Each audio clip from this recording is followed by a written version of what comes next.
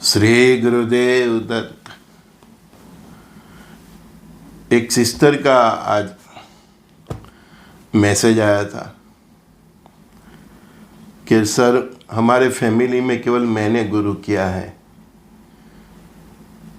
बाकी किसी ने नहीं किया। मेरे हस्बैंड ने नहीं, मेरे बेटों ने नहीं, बच्चे ने नहीं, बहू ने नहीं, किसी ने नहीं। मैं ही पहले से गुरु द्वारा दीक्षित हूँ और गुरु के बताए मार्ग पे मैं चल रही हूँ।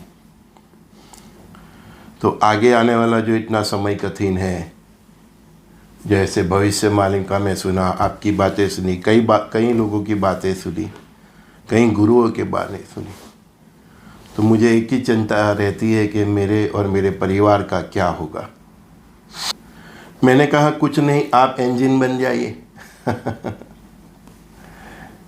परिवार में एक व्यक्ति भी गुरु मार्ग पे होता है तो वो अपने नक्शे कदम पर सबको ले जा सकता है, लेकिन शर्त ये होती है कि बाकी का परिवार कम से कम शुद्ध सात्विक जीवन तो हो, उनका कैरेक्टर अच्छा हो, उनका व्यवहार अच्छा हो, क्योंकि जो युग निर्माण का जो बेस है वो यही है, शुद्ध सात्विक जीवन, सभी का कैरेक्टर हो, है, सर्वधर्म संभाव हो, नर नारी के भेद से पर हो, ऊंच नीच से के भेद से पर हो। लेकिन एक उदाहरण मैं देता हूँ। कौरवों के पास लक्षिणी सेना थी, वहाँ तक कि उन्होंने भगवान श्री कृष्ण की खुद की जो सेना थी वो भी दुर्योधन ने मांग ली थी, और अर्जुन ने मांगा था परब्रह्म परमात्मा गुरु समक्ष श्री कृष्ण को। तो युद्ध में ऐसी कई परिस्थिति आई, तो गुरु के मार्ग बताए रास्ते पर चलने से पांडवों की जीत हो गई। लेकिन ऐसे देखा जाए तो पांडवों से कई विशाल सेना कौरवों की थी और एक एक से पराक्रमी थे, उसमें कई गुरुओं भी थे, लेकिन गुरुओं के गुरु परब्रह्म परमात्मा जगत गुरु श्री कृष्ण भगवान पांडवों के साथ थे, तो उनकी नाव समंदर पार कर गई। ऐसे परिवार में एक व्यक्ति भी, उसने अगर गुरु किया है और उसके बताए मार्ग पे चलते रहते हैं, परिवार में उसको मोभी बनाते हैं, उसको आदर्श बनाते हैं।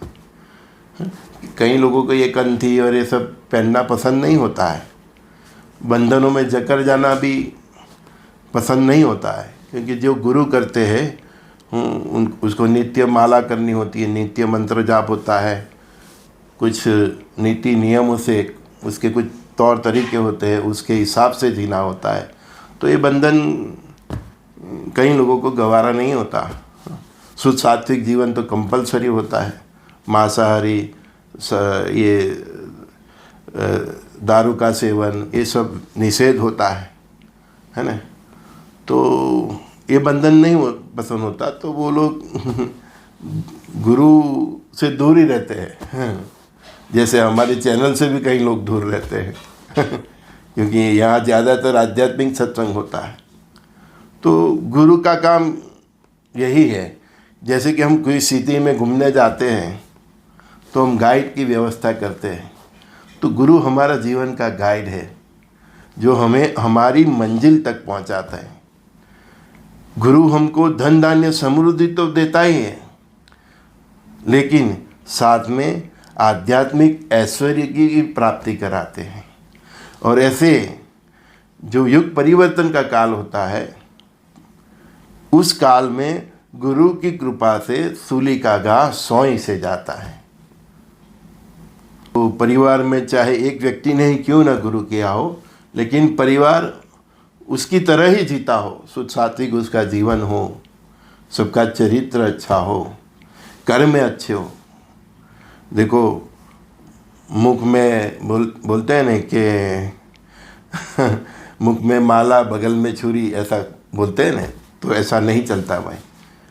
आप सत्संगी हो, आपने गुरु किया है, तो आपका जीवन भी गुरु जैसा निष्कपट होना चाहिए। तब गुरु ने जो आपको मंत्र दीक्षा दी है वो बीज के स्वरूप में गुरु देते हैं। वो मंत्र दीक्षा, वो मंत्र हमारी आत्मा में बीज रूपे जो परब्रह्म परमात्मा है उसको अंकुरित करते हैं और हमको स्वात्मा से परमात्मा तक की हमारी गति को निर्धारित करते हैं। तो वो बीज तभी अंकुरित होता है जब उसको अंकुरित होने के लिए एक पर्यावरण चाहिए। जैसे हम विंटर में जो हमको पाक चाहिए, हमारे मतलब समर का पाक अलग होता है, मॉनसून का हम पाक अलग होता है, सब अलग अलग होते हैं ना। तो एक बीज को फल फूलने के लिए, फैलाने के लिए भी उसको भी एक एटमॉस्फेयर की ज़रूरत रहती है। तो इसी तरह गुरु जो मंत्र देते हैं वो बीज स्वरूप में हमारे आत्मा के अंदर सुसुप्त रहेल परब्रह्म परमात्मा को जागरूक करते हैं। तो उसकी जागृति के लिए ये वेदर चाहिए। कौन सा वेदर? शुद्ध सात्विक जीवन चरित्र, है ना। और आपका गुरु महाराज ने उससे एक हटके बोला है, मंत्र शुद्धि, चित्त शुद्धि, बुद्धि शुद्धि, आत्मा शुद्धि, व्यवहार शुद्धि, जीव शुद्धि, देह शुद्धि। तो फिर व्यवहार शुद्धि हो जाती है तो फिर मनुष्य का कर्म सुधर जाता है। कर्म सुधर जाता है, वो मनुष्य पाप और पुण्य से पर हो जाता है। उसके पाप धीरे धीरे नष्ट होते जाते हैं और फिर केवल वो अच्छे सत्कर्मों के मार्ग पे ही चलता रहता है। तो वैसे वैसे वो इंसान के भीतर रहेल बीज स्वरूप मंत्र वो विकसित होता है और वो परब्रह्म परमात्मा की प्राप्ति करता है। तो ये परिवर्तन, जो युग परिवर्तन है, उसमें भी यही प्रोसेस कार्य करता है। तो आपके घर में चाहे एक व्यक्ति मंत्र दीक्षित हो या एक से ज़्यादा, उनके साथ चलते रहने में ही आपको फ़ायदा है। ठीक है ना। हाँ, लेकिन इतना तो फ़र्क पड़ता ही है कि हम किसी सिटी में घूमने जाते हैं तो बिना गाइड के घूमने जाते हैं तो इधर इधर इधर कहीं घूमने के बाद भी हम हमारी मंजिल तक नहीं पहुंच पाते। और गुरु होते हैं तो सीधा हमको अपने गंतव्य तक पहुंचा देते हैं। हमारे आत्मा में रहेल बीज स्वरूप परब्रह्म परमात्मा जो सुसुप्त अवस्था में है उसको जागरूक करते हैं। वो तो जागरूक ही होते हैं, लेकिन कई हमारे जीवन में ऐसे मोह माया के पर होते हैं तो वो हम अपनी आत्मा के रहेल भीतर रहे परमात्मा को नहीं पहचान पाते। तो वो मंत्र शक्ति से, नित्य मंत्र जाप करने से वो मंत्र परमात्मा का जो प्रकाश है वो प्रज्वलित होता है। और हमारा मतलब ध्येय तो यही होना चाहिए और गुरु का भी यही ध्येय होता है कि उसका शिष्य पर ब्रह्म परमात्मा की प्राप्ति करे। साथ में एक बात भी जो कई लोग मुझे पूछते हैं कि एक से ज़्यादा देवी देवताओं का मंत्र जाप कर सकते हैं?